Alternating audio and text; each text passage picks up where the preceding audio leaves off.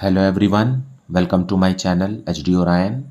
हम पढ़ रहे हैं accountancy for class 12 T S Grewal की टेक्स्ट बुक से 2024 edition volume 1 accounting for partnership firms chapter 7 dissolution of a partnership firm. और इस वीडियो में हम पढ़ेंगे journal entries related to dissolution of a firm. So let us see question number 16.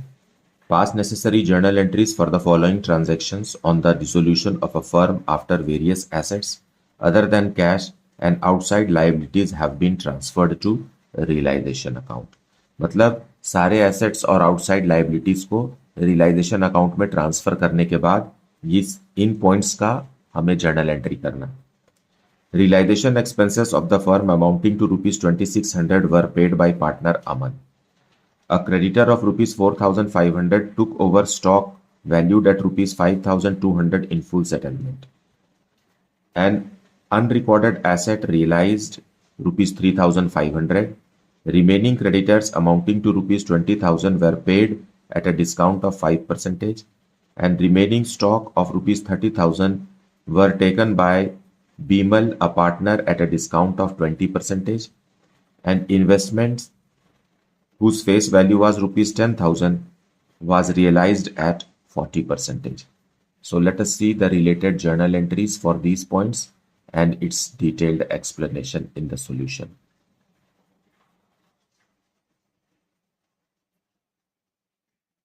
So solution 16 we will see. First point is realization expenses of the firm amounting to rupees 2600 were paid by partner Aman. Now है तो realisation expenses, लेकिन ये अमन ने pay किया है and we know that realisation account is a nominal account. Fine, so realisation account क्योंकि expense है तो सारे expenses will be debited. So realisation expenses कितने का होगा? 2600 का, और टू अमन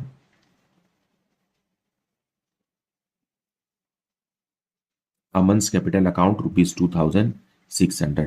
हमें यहाँ टू बैंक अकाउंट इसलिए नहीं लिखना है क्योंकि फर्म के बैंक से पैसा नहीं गया है, अमन के पर्सनल पॉकेट से पैसा गया है, तो फर्म उसे रियम्बर्स कर रही है अमन के कैपिटल अकाउंट को बढ़ा करके, है ना। उसके कैपिटल अकाउंट में ट्रांसफर कर दिए 2600 क्योंकि अमन ने फर्म के लिए पैसे खर्च किए थे। Being expenses paid by partner.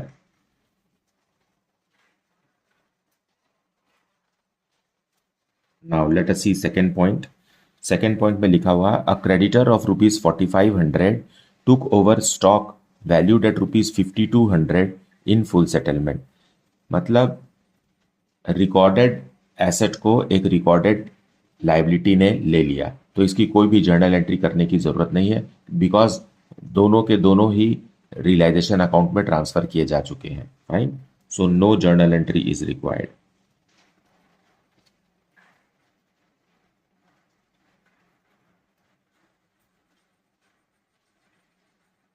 ये स्टेटमेंट आपको लिखना चाहिए ताकि आपका पेपर जो चेक कर रहा है उसे पता हो कि आपको मालूम है कि यहाँ कोई जर्नल एंट्री नहीं करना है।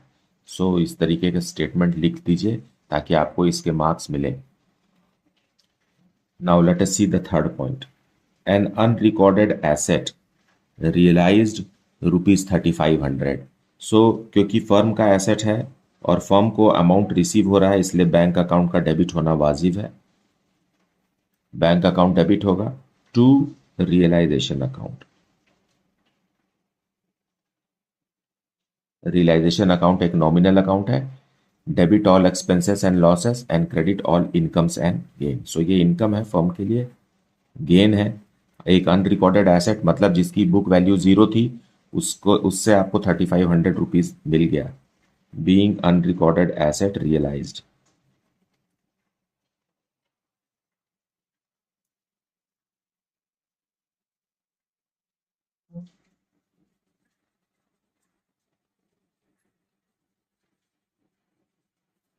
Now, fourth point, remaining creditors amounting to rupees 20,000 were paid at a discount of 5%.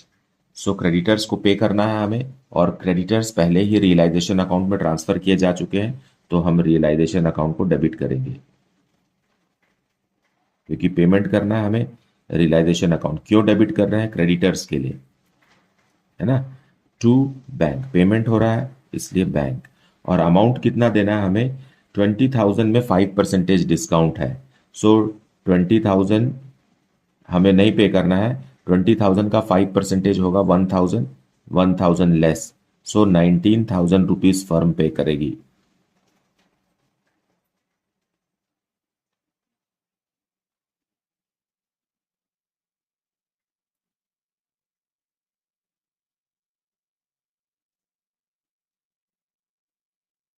Creditors को पेमेंट कर दिए। Now fifth point, remaining creditors, not fifth point, okay, remaining stock of rupees 30,000 were taken over by Bimal, a partner, at a discount of 20%. So stock जो 30,000 का है उसे partner Bimal ले गया, सो उसके लिए हमें बीमल्स कैपिटल अकाउंट डेबिट करना है।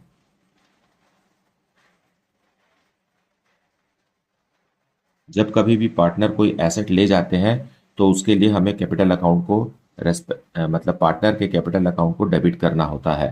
फाइन। टू स्टॉक नहीं लिखेंगे हम यहाँ, क्योंकि अब सारा का सारा स्टॉक रियलाइजेशन अकाउंट में ट्रांसफर हो चुका है, तो उसको लिखेंगे रियलाइजेशन अकाउंट। ये क्या है? ये है तो ये स्टॉक, लेकिन हम इसे रियलाइजेशन अकाउंट से ही पहचानेंगे, क्योंकि सारे के सारे एसेट्स और लाइबिलिटीज अब डेबिट या क्रेडिट बैलेंस शो नहीं करते, वो सारे के सारे रियलाइजेशन अकाउंट में ट्रांसफर करके उन्हें क्लोज किया जा चुका है। तो जो कुछ भी पैसा हम दे रहे हैं या ले रहे हैं उन एसेट्स और लाइबिलिटीज के लिए, वो हमें रियलाइजेशन अकाउंट के नाम से ही करना है।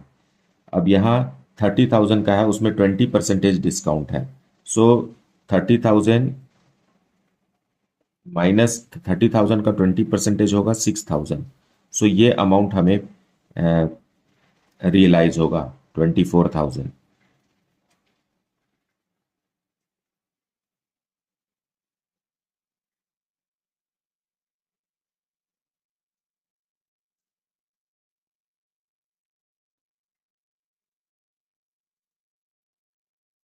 being stock realized at discount.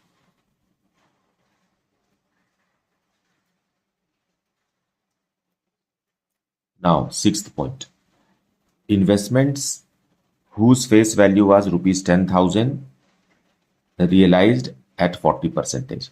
मतलब 10,000 के इन्वेस्टमेंट से हमें सिर्फ 40% रियलाइज हुआ, मतलब वो 40% में बिक गया, तो उसके लिए हम बैंक अकाउंट डेबिट करेंगे, क्योंकि पैसा आ रहा है। Debit what comes in, so bank account will be debited with, देखिए इन्वेस्टमेंट्स है 10,000 का और 60% गंवा दिए हमने, तो 6,000 रुपीज हमको नहीं मिलेगा, 40% ही मिलेगा, तो 4,000 rupees to realisation account.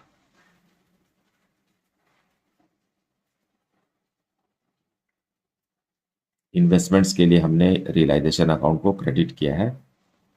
Being investments realised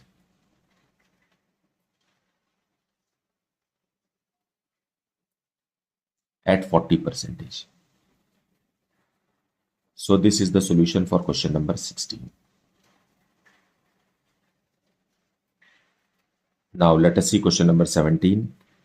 Past journal entries for payment of following unrecorded liabilities on the dissolution of a firm of partners Shiv and Mohan. Now यहाँ पर हमें अनरिकॉर्डेड लाइबिलिटीज के पेमेंट से रिलेटेड पॉइंट्स दिए हुए हैं और इसके क्या जर्नल एंट्री होगा ये पूछ रहा है। There was a contingent liability in respect of post-dated check discounted but not matured of rupees 18,500. An issuer of a check of rupees 2,500 became insolvent and 50% in a rupee was recovered. The liability of the firm on account of these checks discounted and dishonored has not so far been recorded. So हमें इससे related journal entry करना है कि कितना भुगतान होगा creditors को। Point B, there was a contingent liability in respect of a claim for damages for rupees 75,000. Such liability was settled for rupees 50,000 and paid by partner Shiv. So यहाँ एक claim था 75,000 रुपीज़ का, उसे फर्म ने 50,000 rupees ही accept किया. Claim हो सकता है ज़्यादा अमाउंट का किया जाता हो, लेकिन फर्म जितना एक्सेप्ट करेगी पेमेंट भी उतने का ही होना है. और उसे किसने किया है? उसका पेमेंट शिव ने कर दिया है अपने पर्सनल पॉकेट से. तो फर्म की जिम्मेदारी है कि शिव को 50,000 रुपीज़ दे. तो हमें इसकी एंट्री करनी है. Then firm had to pay rupees 10,000 as compensation to an injured employee, which was a contingent liability not accepted by the firm. Now, यहाँ पर भी एक फर्म को एम्प्लॉय को पेमेंट करना है 10,000 rupees. Then point D, rupees 5,000 for damages claimed by a customer has been disputed by the firm.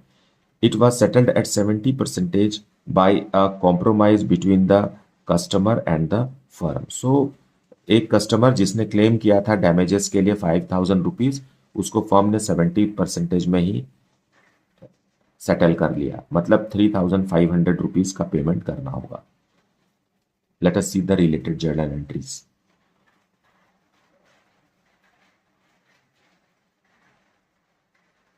So solution 17 we will see. Point A, firm के पास 18,500 रुपीज के कॉन्टिजेंट लाइबिलिटीज हैं. Contingent liabilities वो liabilities हैं जिसे हिंदी में हम संभाव्य दायित्व कहते हैं. संभाव्य दायित्व से हमको ये समझ में आना चाहिए कि ये लाइबिलिटी की संभावना हो सकती है ना. इट इज एक्सपेक्टेड और it is likely to happen. हो सकता है कि ये हमें पेमेंट करना पड़े, है ना. ये किसी घटना के होने पर होगा, इवेंट के होने पर होगा. अगर वो इवेंट नहीं होता है तो फर्म को पे करने की ज़रूरत नहीं है. जैसे कि यहाँ 18,500 रुपीज़ का पोस्ट डेटेड चेक है जो फर्म ने डिस्काउंट कराया है बैंक से.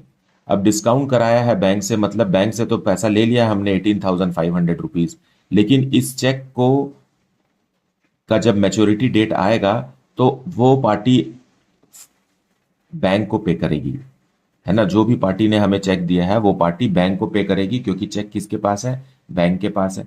अगर वो पार्टी बैंक को पे नहीं करती है तो फर्म को ही बैंक को पेमेंट करना पड़ेगा, क्योंकि फर्म ही ये चेक्स लेकर के बैंक के पास गया था और वहां से इस चेक के बदले में पैसे लेकर आया है ना. और ये कहते हुए कि वो सामने वाली पार्टी जो है वो समय आने पर, क्योंकि चेक पोस्ट डेटेड है, तो समय आने पर आपको मतलब बैंक को पेमेंट मिल जाएगा. लेकिन यहाँ देखिए कि 18,500 रुपीज के चेक्स में से एक चेक है 2,500 रुपीज का, उस पर बैंक को पैसे नहीं मिले, है ना. मतलब जिस पार्टी को 2,500 रुपीज बैंक को पे करना था, उस पार्टी ने बैंक को पेमेंट नहीं किया. तो बैंक किससे वसूलेगी पैसा? बैंक फर्म से मांगेगी, क्योंकि फर्म ही ये चेक लेकर के गया था बैंक के पास. तो फर्म को पेमेंट करना पड़ेगा 2,500 पूरा, है ना. तो उसके लिए रियलाइजेशन अकाउंट डेबिट करेंगे. रियलाइजेशन अकाउंट डेबिट करेंगे 2,500 से टू बैंक.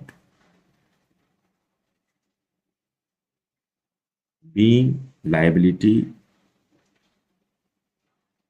पेड,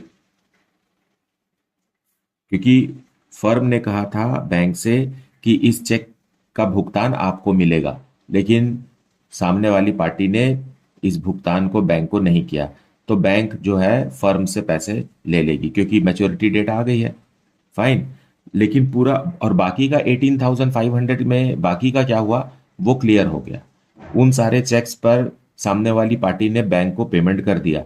एक ही चेक फंस गया 2,500 वाला, जिस पर बैंक को पेमेंट नहीं मिला. तो एज ए रिजल्ट बैंक ने ये अमाउंट हमसे मतलब फर्म से रिसीव कर लिया. अब इतना ही नहीं है, ए में सेकेंड एंट्री भी है. यहां लिखा हुआ है कि the issuer of the cheque ₹2,500 became insolvent and 50 paisa इन अ रूपी वाज रिकवर्ड. सो ये अमाउंट तो फर्म ने बैंक को पेमेंट कर दिया 2,500 रुपीज वापस, और वो व्यक्ति जिसने ये चेक इशू किया था वो दिवालिया हो गया, इंसॉल्वेंट हो गया, और उसने 50 पैसा इन अ रूपी, मतलब आधा अमाउंट ही फर्म को दिया, तो फर्म को अमाउंट रिसीव होगा, तो उसके लिए बैंक अकाउंट डेबिट करेंगे, है ना। 2500 का 50% होगा 1250, और पैसा कहाँ रिसीव करेंगे, रियलाइजेशन अकाउंट में।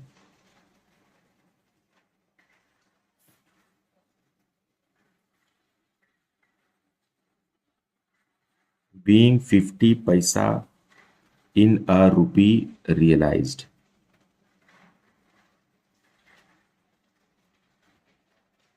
देखिए क्लास 11th में एक चैप्टर था बिल्स ऑफ एक्सचेंज, जिसे सीबीएसई ने सिलेबस से डिलीट कर दिया है, और ये जो पॉइंट है ये उसी चैप्टर से रिलेटेड है। ये एक बहुत ही इम्पोर्टेंट चैप्टर है, और सीयूईटी और सीपीटी में भी इस तरीके के क्वेश्चंस फ्रेम होते हैं। तो आप अगर सीयूईटी और सीपीटी की तैयारी कर रहे हैं तो बिल्स ऑफ एक्सचेंज चैप्टर भी आप पढ़िए। ये बहुत ही आसान और सरल है, लेकिन इस तरीके के पॉइंट्स के लिए आपको उस चैप्टर का सहारा लेना चाहिए। फाइन। अब let us see point B, what does it say. There was a contingent liability in respect of a claim for damages of rupees 75,000. Such liability was settled for rupees 50,000 and paid by the partner Shiv. Now, there is a contingent liability, मतलब संभाव्य दायित्व है कि हो भी सकता है नहीं भी हो सकता है। यहाँ 75,000 रुपीज का एक क्लेम है, फाइन, फॉर डैमेजेस, मतलब फर्म के द्वारा कुछ डैमेजेस हो गए हैं जिसको भरपाई करना पड़ेगा फर्म को। और ये क्लेम कितने का है, मतलब आवेदन कितने का आया है, 75,000 रुपीज का क्लेम किया गया है सामने वाली पार्टी के द्वारा, और फर्म ने उसको उसको 50,000 रुपीज ही एक्सेप्ट किया है उस क्लेम का। तो फर्म जितना एक्सेप्ट करेगी उतने का ही पेमेंट करेगी, फाइन। और फर्म को पेमेंट है, क्लेम है, पैसा किसको देना है, फर्म को देना है, लेकिन फर्म के एवज में किसने पैसा दे दिया है, पार्टनर ने दे दिया है। तो अब फर्म क्या करेगी, पार्टनर को वो पैसा देगी, है ना। पेमेंट तो हो चुका है, लेकिन फर्म के बैंक अकाउंट से नहीं हुआ है, पार्टनर शिव के पर्सनल बैंक अकाउंट से हुआ है। तो वो तो यहां दिखाई नहीं देगा क्योंकि हम तो फर्म की बुक पकड़ के बैठे हैं, है ना।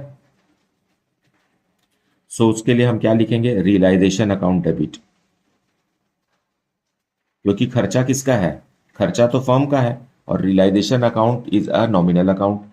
50,000 रुपीज का खर्चा पे करने वाले हैं, तो हम यहाँ टू बैंक लिख सकते थे, लेकिन पेमेंट पार्टनर शिव ने किया है तो शिव को देंगे पैसा।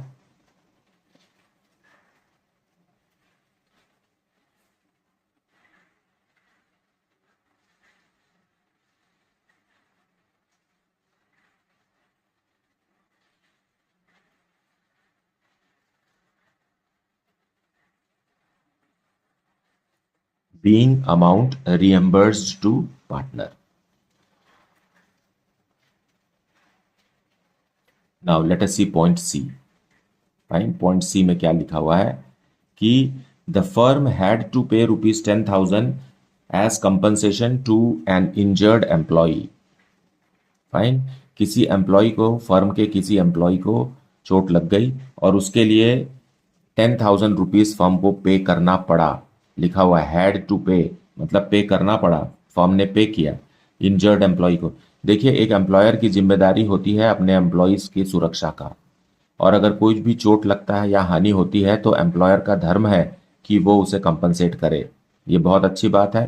A good employer should always have this quality in him, and which was a contingent liability not accepted by the firm.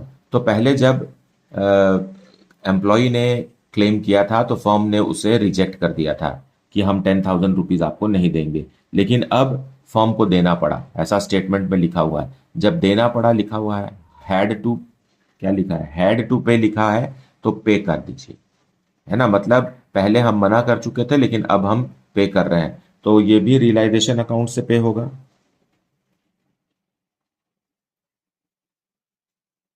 Realisation account debited 10,000 rupees to bank या कैश, जो भी लिख रहे हैं। अगर एक बार आपने बैंक अकाउंट लिखना शुरू किया तो हर जगह बैंक लिखिए। being compensation paid.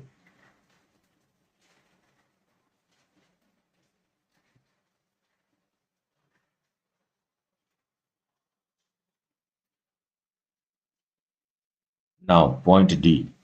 Rupees 5,000 for damages claimed by a customer has been disputed by the firm. It was settled at 70% by compromise between the customer and the firm. So एक और damage का claim था firm को 5,000 rupees जिसमें पे करना था, और इसे आपस में कस्टमर से बात करके 70% में कस्टमर को मना लिया गया। तो अब 5,000 रुपीज फर्म को पे करने की जरूरत नहीं है, 70% पे करना है ना। तो सेम एंट्री रिपीट होगी।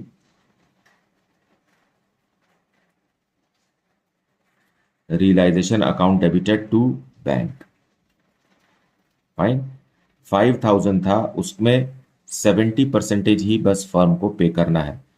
इट मीन्स 3,500 रुपीज पे करेंगे।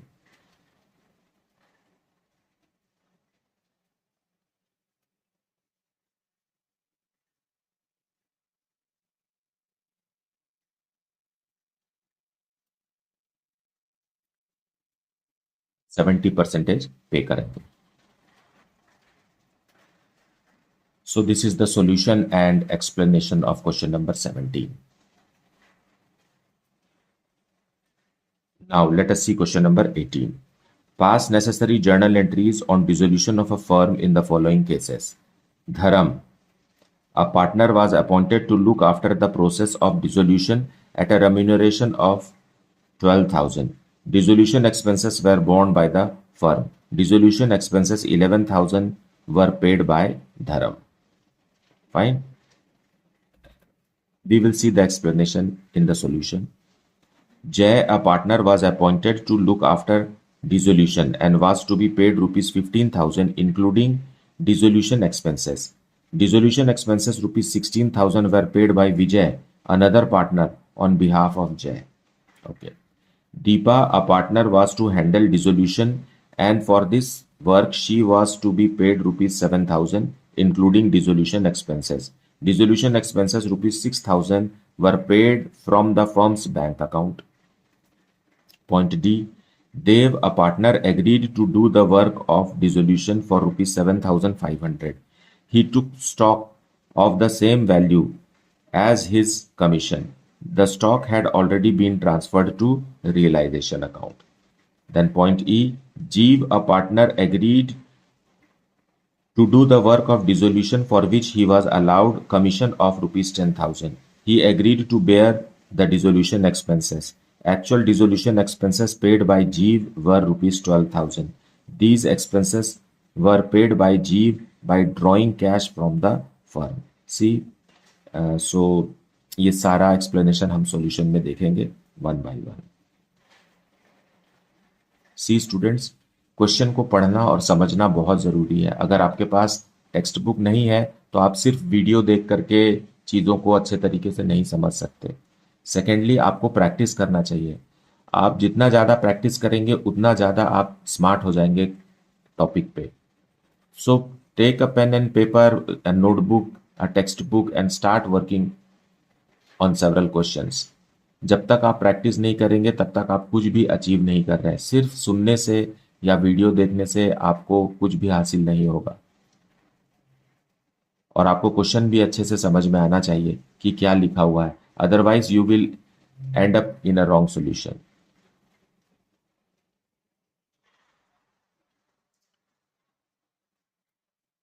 So solution 18.A. Dharam, a partner, was appointed to look after the process of dissolution at a remuneration of rupees 12,000. So partner धर्म को ही रियलाइजेशन ऑफिसर बनाया गया है और इसके लिए उसे रेमुनरेशन मिल रहा है 12,000 रुपीज का। रेमुनरेशन मतलब पारितोषिक, रेमुनरेशन मतलब उसको एक तरीके से पेमेंट मिल रहा है कि आप डिसोल्यूशन का सारा काम संभालिए, और उसके लिए 12,000 रुपीज इनको मेहनताना मिल रहा है ना। ये डिसोल्यूशन एक्सपेंस नहीं है। 12,000 रुपीज जो कि सैलरी या फीस के जैसे पार्टनर धर्म को मिल रहा है, it is not, it is only a remuneration to the partner, है ना, in the form of fees और समथिंग। लेकिन आगे लिखा हुआ है dissolution expenses were to be borne by the firm. ठीक है, आप किसी से काम करवा रहे हैं तो उसको रेमुनरेशन तो आपको देना पड़ेगा, तो फर्म भी दे रही है 12,000 रुपीज का रेमुनरेशन, और इसके अलावा जो डिसोल्यूशन से रिलेटेड एक्सपेंस होंगे वो फर्म को ही बेयर करना है। ये तो सोचने वाली बात है। और dissolution expenses ₹11,000 were paid by धर्म, लेकिन जो डिसोल्यूशन एक्सपेंसेस 11,000 रुपीज का आया उसे धर्म ने ही पे किया। तो अब फर्म जो है ये 11,000 रुपीज भी धर्म को वापस दे देगी, रिएम्बर्स करेगी। साथ में 12,000 रुपीज उसका फीस भी देगी, मतलब फीस भी मिलेगा धर्म को, और धर्म ने जो 11,000 रुपीज फर्म के बदले पेमेंट किया है वो पैसा भी फर्म धर्म के कैपिटल अकाउंट में ट्रांसफर करेगी। सो टोटल कितना हो गया? 12,000 plus 11,000। So realisation account debited.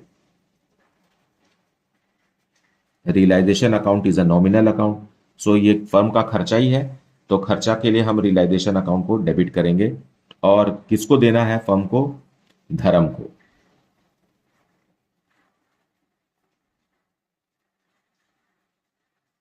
सो 12,000 रुपीज रेमुनरेशन का और 11,000 रुपीज एक्सपेंसेस का जो धर्म ने फर्म के बदले पे किया है।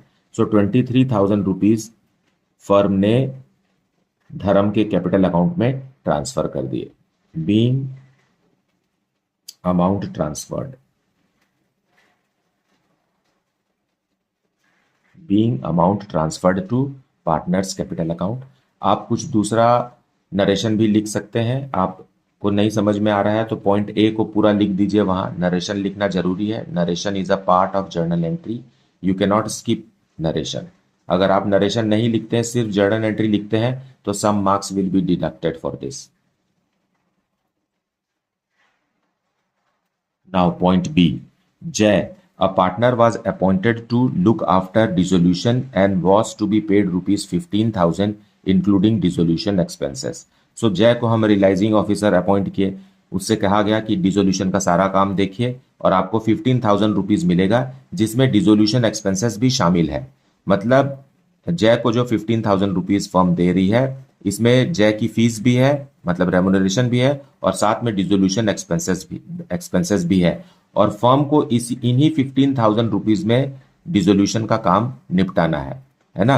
अगर ये 15,000 रुपीज अगर एक्सपेंसेस ज्यादा का हो जाता है तो वो जय जाने, जय को ही बेयर करना होगा। और अगर कम होता है तो भी कोई बात नहीं, फर्म को वापस करने की जरूरत नहीं है। मतलब मान लीजिए डिसोल्यूशन एक्सपेंसेस 11,000 का होता है ना, फीस और डिसोल्यूशन एक्सपेंसेस मिला के 11,000, तो 4,000 रुपए बच गए, तो वो जय अपने पॉकेट में रख सकता है। लेकिन अगर ज्यादा हो गया तो जय को ही बेयर करना होगा। तो पहले तो ये है कि फर्म 15,000 रुपीज जय को दे रही है, तो इसकी इसकी जर्नल एंट्री हम करेंगे। तो रियलाइजेशन अकाउंट डेबिटेड,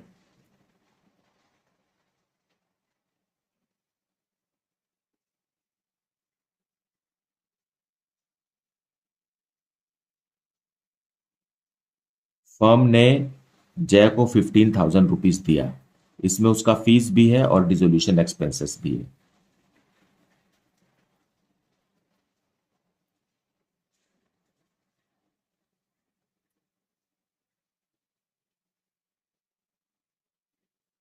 अब जय की जिम्मेदारी है कि डिसोल्यूशन एक्सपेंसेस करे, है ना। लेकिन डिसोल्यूशन एक्सपेंसेस हो गए 16,000 के, जिसको जय को पे करना था, लेकिन जय ने पे नहीं किया। किसने पे किया? विजय ने पे किया, है ना। तो फर्म क्या करेगी कि जय के कैपिटल अकाउंट से अमाउंट ट्रांसफर विजय को करेगी। सो उसके लिए जय को कैपिटल अकाउंट को डेबिट करना होगा। बी का सेकेंड एंट्री है जयस कैपिटल अकाउंट डेबिटेड। फर्म ने जय के कैपिटल अकाउंट से पैसा निकाला और किसको ट्रांसफर कर दिया? विजय को।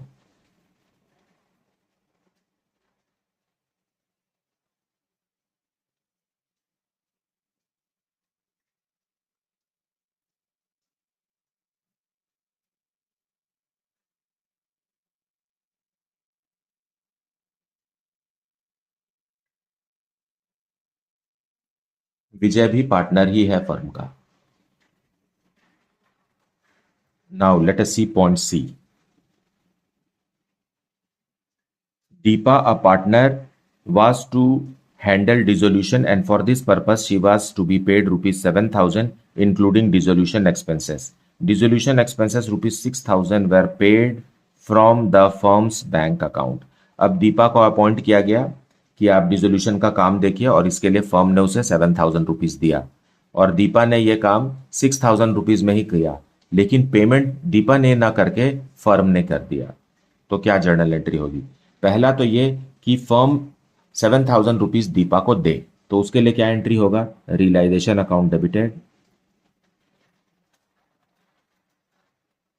7,000। फर्म किसको दे रही है? पार्टनर दीपा को।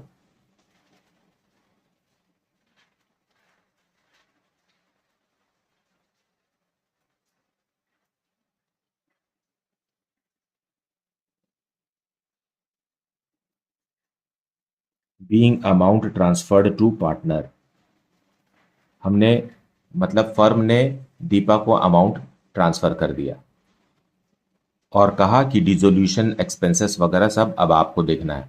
और जब दीपा ने ये काम किया तो डिसोल्यूशन एक्सपेंसेस आया 6,000 रुपीज, लेकिन दीपा ने नहीं पे किया, फर्म के बैंक अकाउंट से पेमेंट हुआ। तो फर्म ने तो पहले ही दीपा को 7,000 रुपीज दे दिया था। अब फर्म ने फिर 6,000 रुपीज डिसोल्यूशन एक्सपेंसेस दे दिया दीपा के बदले। अब फर्म क्या करेगी? दीपा के कैपिटल अकाउंट से लेकर के ले लेगी पैसा वापस, है ना? तो अब हमें वापस रियलाइजेशन अकाउंट को डेबिट नहीं करना है डिसोल्यूशन एक्सपेंसेस के लिए, हमको अब दीपा के कैपिटल अकाउंट से पेमेंट करना है। सो सी का दूसरा एंट्री होगा दीपास कैपिटल अकाउंट को फर्म डेबिट करेगी 6,000 रुपीज से और टू बैंक अकाउंट, क्योंकि फर्म के बैंक से पेमेंट हुआ है तो फर्म का बैंक अकाउंट तो क्रेडिट होगा ही, है ना? तो दीपा के कैपिटल अकाउंट को माइनस कर दी और पेमेंट कर दी, बीइंग डिसोल्यूशन एक्सपेंसेस।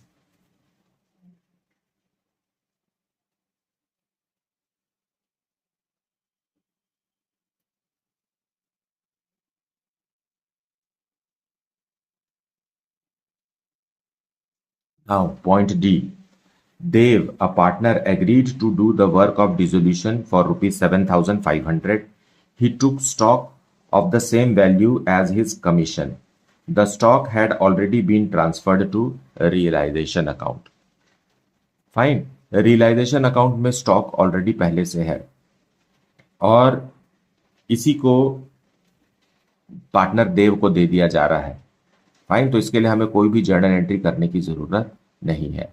नाउ ये डिसोल्यूशन एक्सपेंसेस है जो कि एक लायबिलिटी है और एसेट स्टॉक को आपस में सेटल किया जा रहा है, तो स्टॉक भी वही है और लायबिलिटी भी वही है, तो हमें रियलाइजेशन अकाउंट में कोई स्पेशल एंट्री करने की जरूरत नहीं है। सो पार्टनर के रेमुनरेशन के बदले अगर फर्म कोई रिकॉर्डेड एसेट देती है तो उसके लिए हमें कोई भी जर्नल एंट्री करने की जरूरत नहीं है। It is already settled in the realisation account. अब पॉइंट ई देख लीजिए, क्या लिखा है क्वेश्चन में? जीव, फाइन,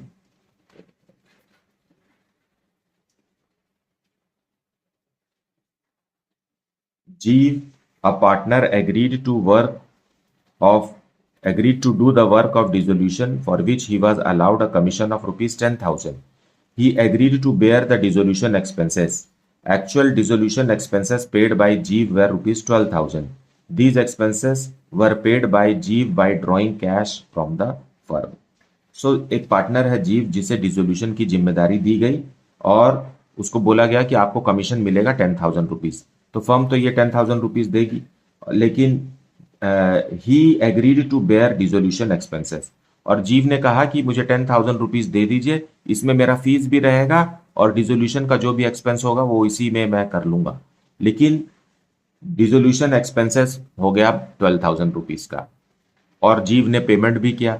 जीव ने पेमेंट किया लेकिन फर्म के बैंक अकाउंट से पैसे निकाल के किया, फाइन, जबकि इसे जीव को अपने अकाउंट से पैसा देना चाहिए था क्योंकि जीव पहले ही 10,000 रुपीज फर्म से ले चुका है।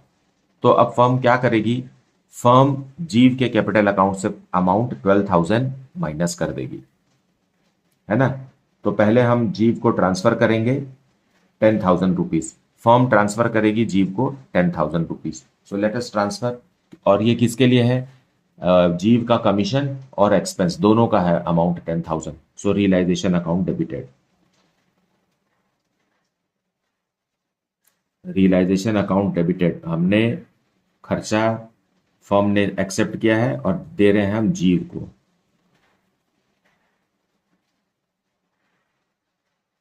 ये जीव का कमीशन भी है और रियलाइजेशन एक्सपेंसेस भी है। बीइंग अमाउंट ट्रांसफर्ड,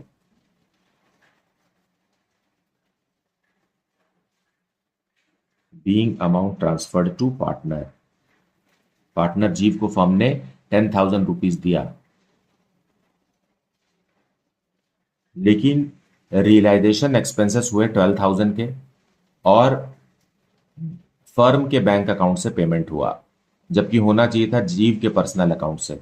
तो जीव से वसूल लेगी बैंक, फर्म ले लेगी, जीव के कैपिटल अकाउंट को माइनस कर दीजिए 12,000 रुपीज से, और टू फर्म का बैंक अकाउंट से पैसा गया है इसलिए बैंक अकाउंट लिख रहे हैं, जीव का बैंक अकाउंट से कुछ नहीं गया है। Being amount paid by firm, firm ने ये अमाउंट पे किया है और जिसको वो वसूल रही है कहां से, जीव से, इसलिए जीव के कैपिटल अकाउंट को डेबिट कर दिया गया है। So this is how the concept is to be understood.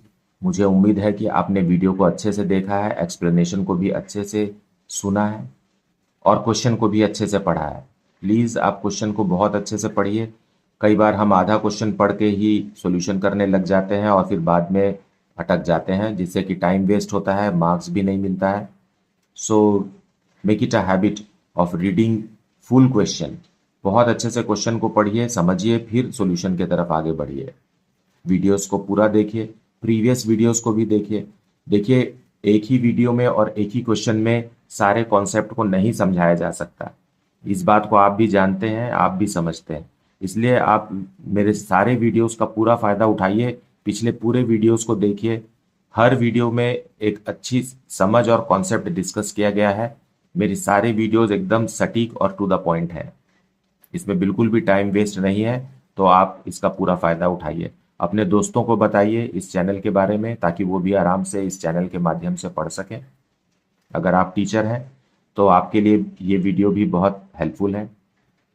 My best wishes to you for teaching profession. And अगर कुछ डाउट है then please put it in the comment section. And comment section में ये भी बताइए कि आपको ये वीडियोस कैसे लगते हैं, क्या आपको इन वीडियोस से कुछ फ़ायदा हो भी रहा है कि नहीं, इसके बारे में आप कमेंट सेक्शन में ज़रूर बताइए। आप शहर का नाम भी लिखिए जिस शहर से आप इस वीडियो को देख रहे हैं।